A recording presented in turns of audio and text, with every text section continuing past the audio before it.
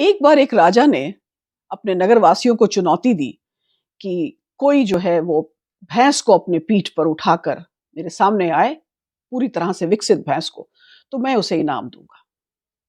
कुछ नगरवासी हँसने लगे, कुछ ने प्रयत्न किया, कुछ को शरीर में कुछ मोच आ गई, चोट पहुँच गई, बहुत सारी परेशानियाँ हुई। एक व्यक्ति सामने आया और उसने कहा कि मैं 2 साल 11 महीने के बाद ये कर दिखाऊँगा।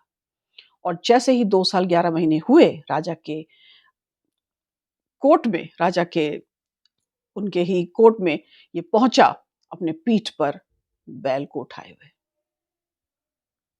उनकी सभा में जब ये पहुँचा, तो राजा आश्चर्यचकित, उन्होंने कहा मैंने तो बस बस ऐसे ही कहा था मज़ाक के लिए। तुमने ये कैसे किया? उसने कहा, सबसे पहली बात, कुछ भी असंभव नहीं है और अपने लक्ष्य को भी अपने सामने छोटा समझो। और दूसरा, सतत अभ्यास, निरंतर अभ्यास। जब ये भैंस छोटी थी, मैंने उसी दिन से उठाना शुरू किया और बिना एक भी दिन गँवाए मैंने रोज़ इसे उठाया है अपनी पीठ पर, तो मुझे आदत हो गई। यानी आप छात्र हैं या आप किसी भी विषय में काम कर रहे हैं, किसी भी क्षेत्र में काम कर रहे हैं, अगर आप इन 2 चीज़ों पर ध्यान दें, तो आप सब कुछ पा सकते हैं।